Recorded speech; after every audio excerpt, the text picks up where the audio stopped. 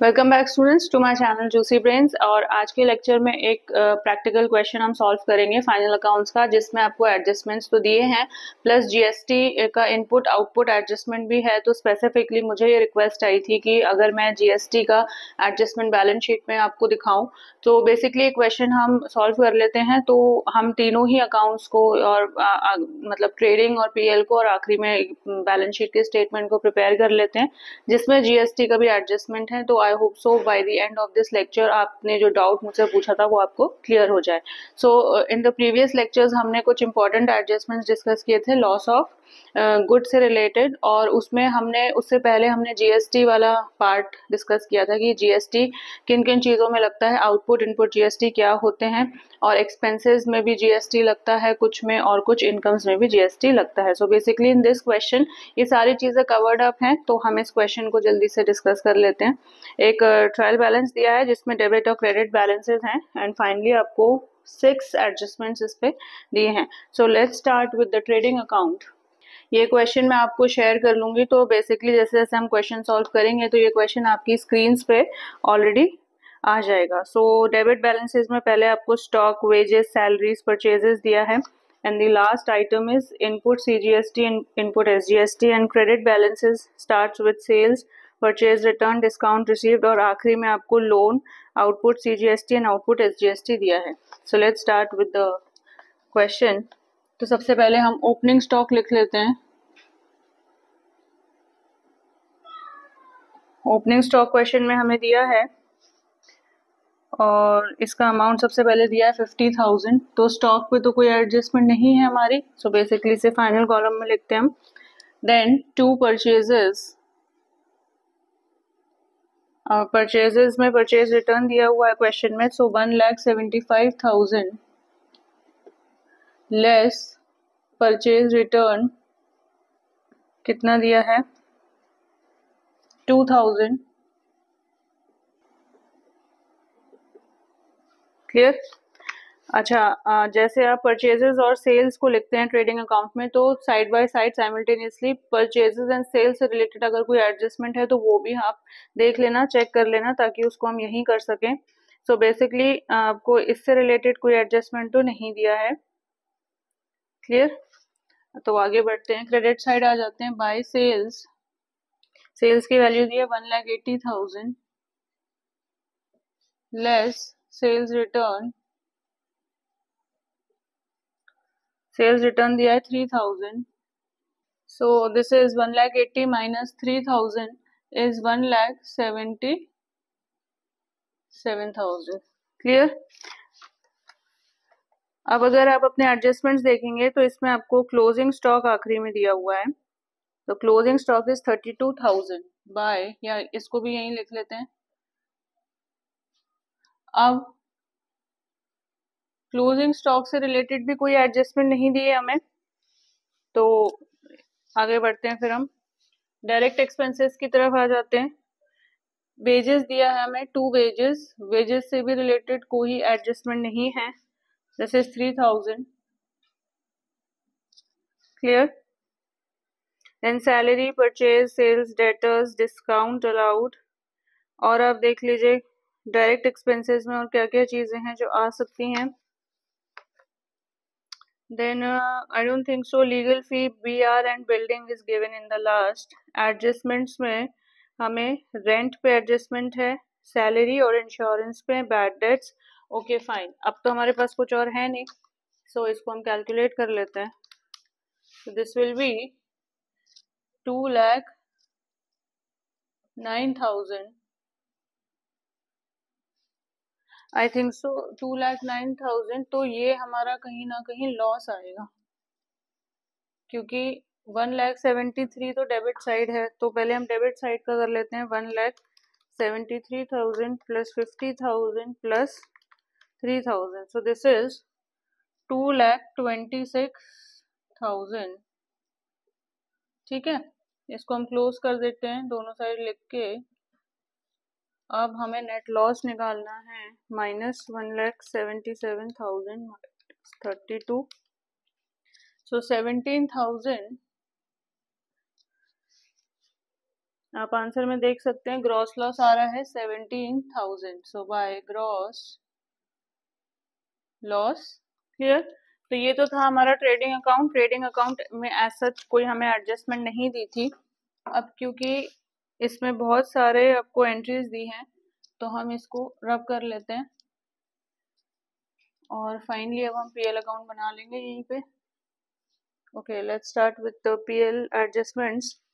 तो सबसे पहले ग्रॉस लॉस हमारा जो हमने हमारा यहाँ पे ग्रॉस लॉस आ रहा था, ग्रॉस लॉस आ रहा था तो यहाँ वो ट्रांसफर होगा सबसे पहले टू ग्रॉस लॉस 17,000। क्लियर। अब देख लेते हैं और क्या क्या है। सैलरीज है तो टू सैलरी 8,000। अब हमारा सैलरी पे क्या एडजस्टमेंट दिया है, आउटस्टैंडिंग, तो ऐड आउटस्टैंडिंग सैलरी कितना है 1,000, तो ये तो आ गया 9,000। क्लियर।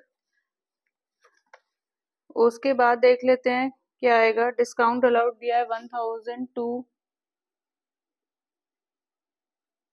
Discount allowed 1,000। उसके बाद देख लेते हैं to insurance. I think so insurance पे अगेन आपका वो है adjustment to insurance. Prepaid insurance है 800, इंश्योरेंस की वैल्यू है 3,200। प्रीपेड लेस होता है, लेस प्रीपेड इंश्योरेंस 800, इंश्योरेंस का अमाउंट है 3,200 माइनस 800, दिस इज 2,400। ठीक है, ये क्लियर हो गया। इसके बाद रेंट, रेट्स एंड टैक्सेस है, ये सारे ही इनडायरेक्ट एक्सपेंसेस हैं, तो this is 4,300। And furniture, fixtures and fittings, fixtures and fittings हमेशा बैलेंस शीट में आते हैं एसेट साइड, तो इसे हम छोड़ देते हैं। ट्रेड एक्सपेंसेस लिख लेते हैं, to trade expenses. Trade expenses is how much 1,500। Clear. Bad debts, to bad debts पे आ जाते हैं। अब हम बैड डेट्स पे हमारा एडजस्टमेंट है और ये सारे ही इंपॉर्टेंट एडजस्टमेंट्स हैं। बैड डेट्स इज 2,000, आपको एडजस्टमेंट्स में दिया है फर्दर बैड डेट्स, तो plus further bad debts add हो जाते हैं, हमने पहले डिस्कस कर लिया था। Further bad debts is 1,000, so this is coming to 3,000। Clear. इसको मैं दूसरी इंक से लिख देती हूँ ताकि ये विजिबल प्रॉपरली हो। अच्छा, उसके बाद provision for bad and doubtful debts हमें क्रिएट करना है डेटर्स पे 5%, क्योंकि ये प्रोविजन ट्रायल बैलेंस के बाहर दिया है, दैट मीन्स ये न्यू प्रोविजन है, तो न्यू प्रोविजन हमेशा ऐड होता है एट द रेट 5%। ठीक है। अब डेटर्स की अमाउंट क्या है ये हम देख लेते हैं, 82,000। 82,000 में से हमें फर्दर बैड डेट्स लेस करने हैं, ऐसे ही हमने डिस्कस किया था, सो दिस इज 81,000। अब न्यू प्रोविजन 81,000 पे निकलेगा एट द रेट 5%। क्लियर। सो 81,000 का 5% हो गया 4,050, तो ये 4,050 यहाँ हम ऐड कर लेंगे। क्लियर। तो दिस इज 7,050। अब क्योंकि ट्रायल बैलेंस में provision for bad debts already दिया है, दैट मीन्स ये ओल्ड प्रोविजन है, तो ओल्ड प्रोविजन यहाँ से लेस हो जाएगा।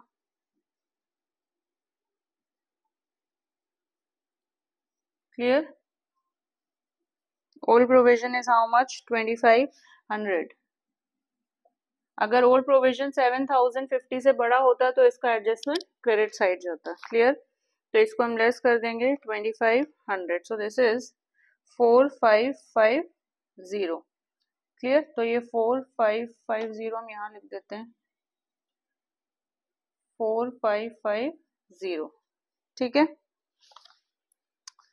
उसके बाद हमें क्या बोला है, provision for discount on debtors भी क्रिएट करना है 2% पे। ठीक है, 2% पे provision for discount on debtors. तो डिस्काउंट ऑन डेटर्स की अलग एंट्री बना लें हम, to provision for discount on debtors at the rate 2%। Clear. अब 82,000 हमारे डेटर्स थे,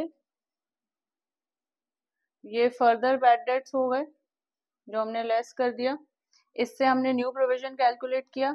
ठीक है, अब फाइनल जो हमारे डेटर्स हैं 81,000, उसमें से हम न्यू प्रोविजन को लेस कर देंगे 4050 माइनस 4050, तो ये आ गया 76,950। अब इस पे डिस्काउंट ऑन डेटर्स हमारा कैलकुलेट होगा 76,950 पे 2%, सो दिस इज 1539। तो ये 1539 अब यहाँ आएगा। क्लियर, ये आपको क्लियर हो गया। ये इंपॉर्टेंट एडजस्टमेंट था। आप देखिए इस पर्टिकुलर क्वेश्चन में डेटर्स से रिलेटेड या प्रोविजन से रिलेटेड सारे ही एडजस्टमेंट्स कवर हो गए। बैड डेट्स भी दिया है, फर्दर बैड डेट्स भी दिया है, न्यू प्रोविजन क्रिएट करना है, ओल्ड प्रोविजन दिया है, डिस्काउंट ऑन डेटर्स भी दिया है। क्लियर, ठीक है। बैड डेट्स के आगे बढ़ते हैं, ड्राइंग्स नहीं आएगा, रिपेयर्स एंड रिन्यूअल्स कर लेते हैं।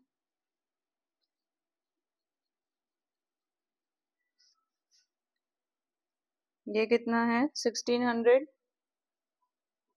क्लियर, ट्रैवलिंग एक्सपेंसेस दिया है हमें, हाउ मच 4200। पोस्टेज दिया है, हाउ मच 500। लीगल फी दिया है, how much 500। Bills receivable and building will go in the balance sheet. Clear, now move on to the credit side of PL account, क्योंकि कुछ credit balances हमें दिए हैं वो हमें एडजस्ट करने हैं। एक हमें डेप्रिसिएशन ऑन बिल्डिंग भी दिया है, वो भी हम कैलकुलेट कर लेते हैं। टू डेप्रिसिएशन ऑन बिल्डिंग कितना है 6% पे डेप्रिशिएट करना है बिल्डिंग को। ना बिल्डिंग इज 1,10,000 इंटू 6% इज 6600। ठीक है ना, एट द रेट 6%, यहाँ लिख दिया हमने 6600। ओके, क्रेडिट साइड मूव करते हैं। Discount received is an income, तो यहाँ लिख लेंगे by discount received 500। Then provision नहीं आएगा, capital, bills payable, commission received. अब I think so commission received पे हमारा एक एडजस्टमेंट है, वो कर लेते हैं हम।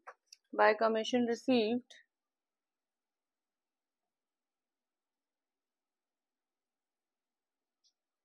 Commission received is 4000। क्लियर, क्या एडजस्टमेंट है, कमीशन रिसीव्ड इन एडवांस। अब ये इनकम है कमीशन रिसीव्ड और ये हमें एडवांस में मिल गई, यानी कि ये अनअर्न्ड इनकम हो गई। हमने बताया कि अनअर्न्ड इनकम हमेशा लेस होता है, तो अनअर्न्ड कमीशन या commission received in advance one and the same thing. ठीक है, तो ये आ गया 3000। क्लियर, अच्छा एक चीज और क्या दी है, रेंट दिया है। So by rent how much 6000। Now rent पे भी एक एडजस्टमेंट है। it says rent receivable 2000 subject to levy of CGST and SGST। अब CGST 9% लगाना है, SGST 9% लगाना है, और किस पे लगाना है, रेंट रिसीवेबल, यानी कि ये एक्रूड इनकम वाला एडजस्टमेंट है। क्लियर, एक्रूड इनकम मैंने बताया कि हमेशा रिस्पेक्टेड इनकम में ऐड हो जाता है। अब क्योंकि एक्रूड रेंट दिया है हमें या रेंट रिसीवेबल दिया है 2000 और इस पे जीएसटी लगाना है, तो स्टूडेंट्स इस पे जो जीएसटी होगा, मैंने जो हमने डिस्कस किया था कि एक्रूड इनकम पे जो जीएसटी लगता है उसका एडजस्टमेंट हम हमेशा बैलेंस शीट में शो करते हैं। लाइक एक्रूड इनकम पे जो जीएसटी लगेगा वो फाइनल अमाउंट बैलेंस शीट में ट्रांसफर होगा, हम उसको पीएल अकाउंट में यहाँ नहीं दिखाएंगे। तो पीएल अकाउंट में सिंपली हम जो एक्रूड रेंट की बात हो रही है, सिर्फ वही अमाउंट कंसिडर करेंगे। इस पे जीएसटी लगा के फाइनल अमाउंट हम बैलेंस शीट में शो करेंगे। सो एक्रूड इनकम मैंने बताया ऐड हो जाती है। सो एक्रूड रेंट या रेंट रिसीवेबल, जो भी आपके क्वेश्चन में दिया है, one and the same thing. तो ये हो गया 8000। क्लियर? इसके अलावा तो आई डोंट थिंक सो। देखिए, कमीशन रिसीव कर लिया हमने, रेंट रिसीवेबल कर लिया, सैलरी आउटस्टैंडिंग लगा ली हमने, और प्रीपेड इंश्योरेंस कर लिया। फर्दर बैड डेट्स प्रोविजन हो गए, discount on debtors, closing stock and depreciation. I don't think so apart from this और कुछ ट्रायल बैलेंस में भी रह रहा है जो हमने कवर नहीं किया। हमने सारी चीजें कर ली हैं। सो लेट्स सी इसका क्या बैलेंस आता है। सो क्योंकि ग्रॉस लॉस हुआ था तो डेबिट साइड ही इसका बड़ा होगा। सो हम इसको पहले कैलकुलेट कर लेते हैं। 17,000 plus 9,000 plus 1,000 plus 2,400 plus 4,300 plus 1,500 plus 4,550 plus 1,539 plus 1,600 plus 4,200 plus 500 plus 500 plus 660। तो ये आ गया, ये कहीं ये बैलेंस आ रहा है 54,689। सॉरी, बैलेंस नहीं, टोटल आ रहा है डेबिट साइड का। यहाँ देख लेते हैं। फिर हम देखते हैं कि हमारा जो ग्रॉस क्वेश्चन में हमें दिया है नेट लॉस, नेट लॉस हमारा टैली हो रहा है या नहीं हो रहा। -500 -3,000 -8,000। So gross sorry net loss is 43,189। ठीक है, 43,189 अब हमारा क्या है, नेट लॉस। तो by net loss in bracket you can write transfer to capital account, और ये दोनों तरफ हम मेंशन कर देंगे। दिस इज 54,689 54,689 और हमारा नेट लॉस निकल के आ गया इस क्वेश्चन का 43,189।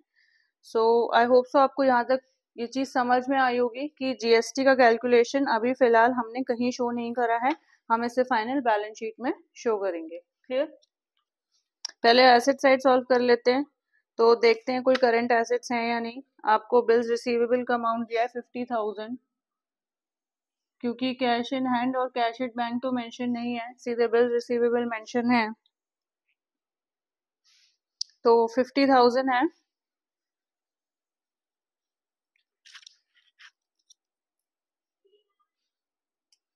क्लियर? उसके बाद हम देख लेते हैं स्टॉक, क्लोजिंग स्टॉक लिख लेते हैं, नहीं तो इसको हम भूल जाएंगे। Closing stock is how much, 32,000।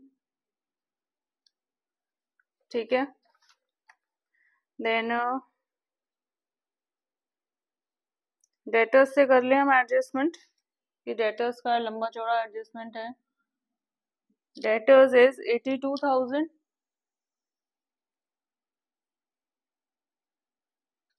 Clear? अब देखते हैं, क्योंकि फर्दर बैड डेट्स हमें क्वेश्चन में दिए थे तो अब हम इसको लेस कर लेंगे यहाँ से। वहां हमने ऐड किया था पीएल में, यहाँ हम इसको लेस कर लेंगे। Less further bad dates how much, 1,000। तो ये आ गया 81,000। क्लियर? न्यू प्रोविजन हमने क्रिएट किया था, लेस 4050 हमने 81 से लेस कर देना है। So this was 76,950। अब क्योंकि हमारे पास डिस्काउंट ऑन डेटर्स भी था तो provision on discount of debtors, this was how much, कितना कैलकुलेट किया था हमने, 1539। Clear? 1539। So minus 1539, so this is 75,411। ठीक है, तो डेटर्स से तो हमने एडजस्टमेंट कर लिया. Then discount allowed insurance fixtures and fittings. Fixtures and fittings क्योंकि एसेट्स हैं हमारे तो इसको हम एसेट साइड लिख लेंगे 20,000. क्लियर. देन और तो आई don't think so asset side कुछ. अच्छा एडजस्टमेंट्स पे देख लेते हैं. यहाँ पे प्रीपेड इंश्योरेंस है. Prepaid insurance is how much? 800. Clear. Building पे डेप्रिसिएशन लगा लेते हैं, नहीं तो ये रह जाएगा. This was 1,10,000 less depreciation was 6%, so this was 6,600 minus, so this is 1,03,400. Clear. और कुछ है एडजस्टमेंट्स में? हमने क्लोजिंग स्टॉक लिख लिया, डेप्रिसिएशन हो गया, डेटर्स का एडजस्टमेंट हो गया, प्रीपेड इंश्योरेंस हो गया. Okay. Now commission received in advance, ये तो बाहर जाएगा क्योंकि ये अनअर्न्ड कमीशन है. इसको लिख लेते हैं हम, अनअर्न्ड कमीशन.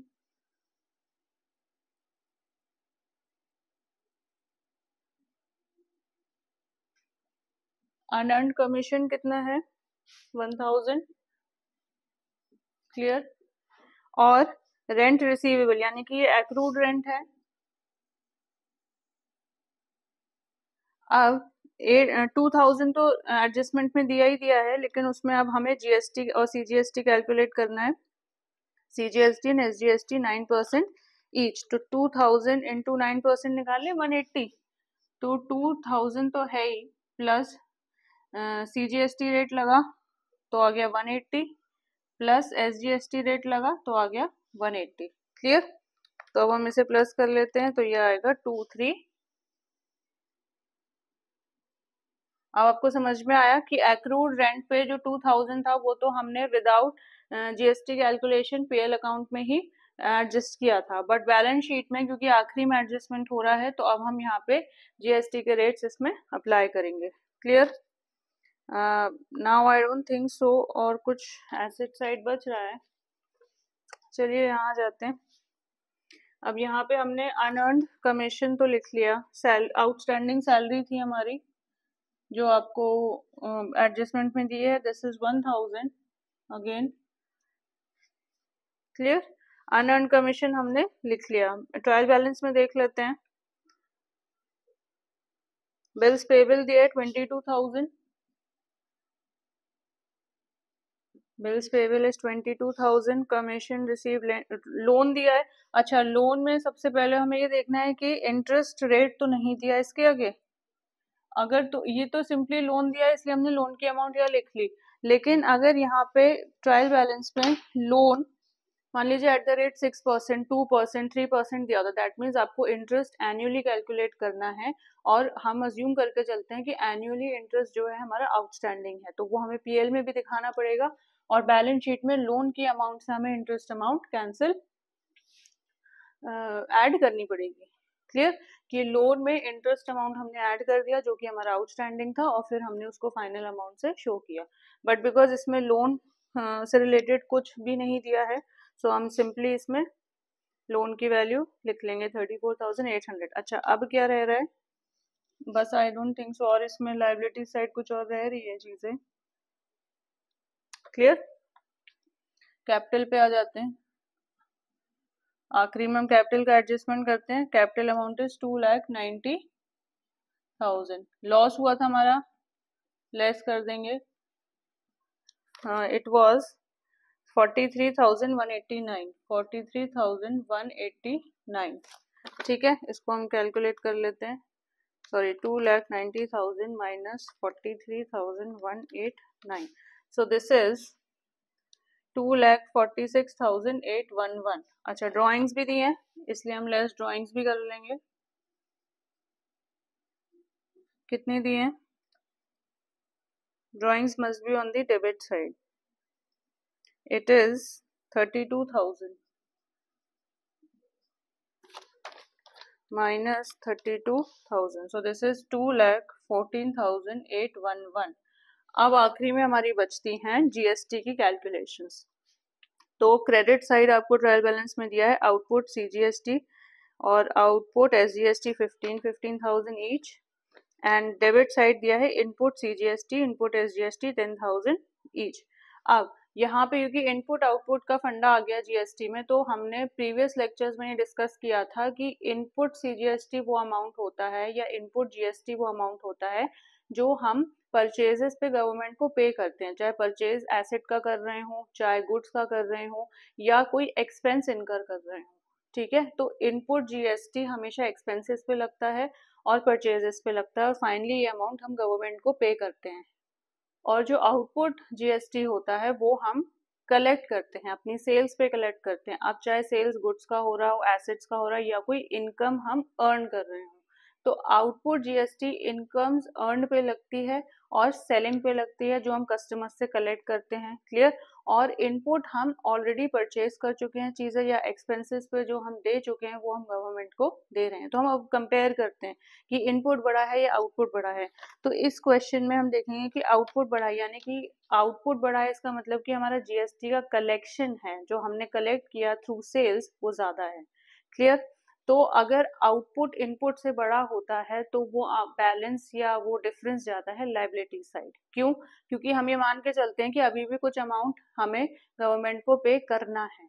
हमने कस्टमर से ज्यादा कलेक्ट कर लिया लेकिन गवर्नमेंट को कंपैरेटिवली कम पे करा, तो इनपुट हमारा कम है, तो इस केस में हमारा इनपुट कम है तो डिफरेंस लायबिलिटी साइड जाएगा। अच्छा, ये कुछ ऐसा क्वेश्चन होता कि इनपुट 15,000 होता, आउटपुट 10,000 होता, तो डिफरेंस जाता एसेट साइड। क्लियर? ये क्लियर हो गया। तो हमारा डिफरेंस अब यहाँ आएगा क्योंकि हमारा आउटपुट, अब आउटपुट सीजीएसटी कितना है हमारा, बड़ा है 15,000, और मैंने बताया आउटपुट जीएसटी इनकम्स अर्न पे हम कलेक्ट करते हैं। क्लियर? तो अगर हमने आउटपुट सीजीएसटी ऑलरेडी कलेक्ट कर लिया 15,000 और प्लस एक्स्ट्रा जो 180 हमने कलेक्ट किया वो था रेंट पे, क्योंकि एक्रूड इनकम थी। मैंने बताया जीएसटी एक्रूड इनकम्स पे कैलकुलेट होती है, अनअर्न्ड इनकम्स पे नहीं होती। ऐसी एक्सपेंसेस में, आउटस्टैंडिंग एक्सपेंसेस में जीएसटी कैलकुलेट होगा और प्रीपेड एक्सपेंसेस पे नहीं होगा, और वेजेस और सैलरीज पे जीएसटी नहीं लगता। क्लियर? ये आपको बात क्लियर होगी। तो अब क्योंकि हम आउटपुट है हमारा और हम कलेक्शन कर रहे हैं सीजीएसटी का, टैक्स का हम कलेक्शन कर रहे हैं, तो 15,000 तो था ही हमारा, और हमने इनकम जो अर्न करी 2,000, उस पे भी तो हमने जीएसटी का सीजीएसटी रेट अर्न करा है प्लस 180। क्लियर? तो अब फाइनली कितना हो गया 15,180।